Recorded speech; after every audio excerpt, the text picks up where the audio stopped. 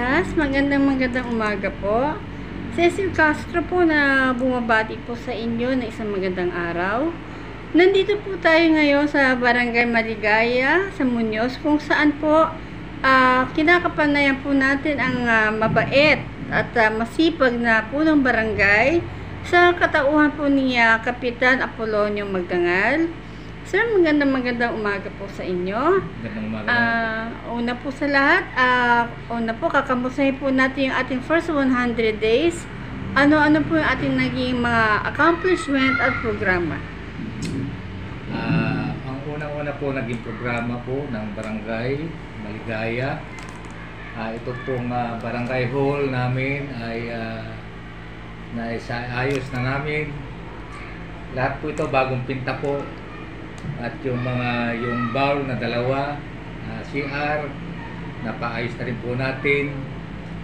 Napalitan ko po yung bowl na dalawa at kusina, halos lahat po rito sa barangay hall, bagong kita po. At bukod doon ay naiaayos naman po natin yung kapaligiran natin. Tuwing Sabado po mayroon kaming clean up sa paglilinis sa buong barangay Maligaya.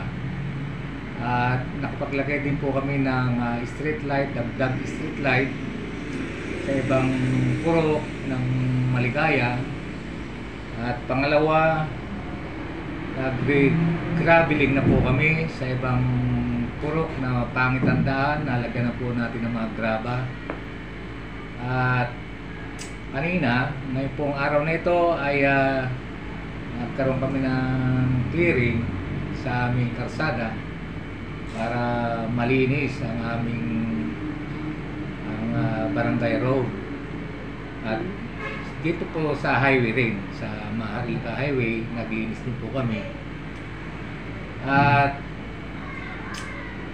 marami pang iba na susunod namin, lalo-lalo na ngayon ay napukpukan na po yung podo namin nung Lunes. At mapapalagyan na po namin ng CCTV ang buong Barangay Maligaya.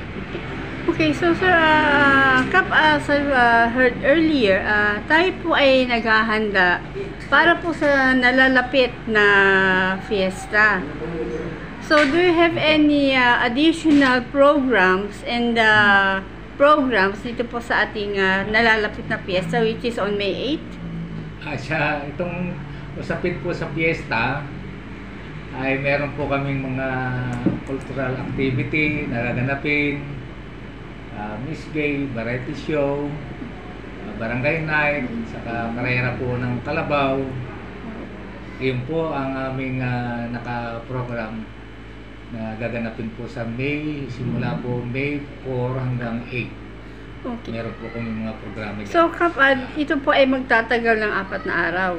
Yes, apat na araw. Okay. So, aside from this, Kap, tuloy-tuloy ba po yung ating mga iba't ibang programa katulad ng medical mission, feeding program, vaccination? Opo, tuloy-tuloy po ang pagbibigay po ng gamot sa mga bata. Katulad po, itong araw na ito, nagpurok-purok po yung mga BHW ko, kasama po yung aming midwife na galing sa City Hall. Nandun pa po sila ngayon, nagkukuhan po sila ng anti-polio sa mga bata. Okay. So, bukod po dun, Kap, sa mga nabanggit mo sa akin kaninang programa nyo, meron pa ba tayong mga upcoming o paparating na programa para po sa kaalaman ng ating mga kabarangay dito?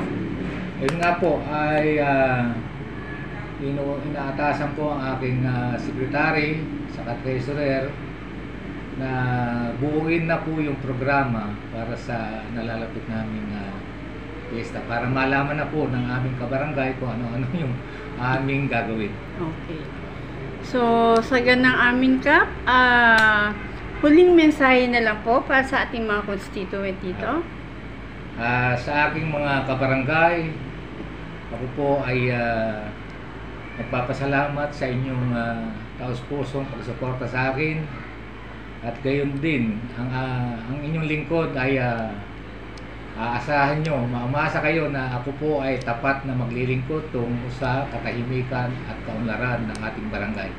Okay. Yun lang po. At maraming salamat po mga kabarangay. Okay. So, Kap, maraming salamat po sa inyo, lalo-lalo na po sa oras na inilaan po ninyo sa amin.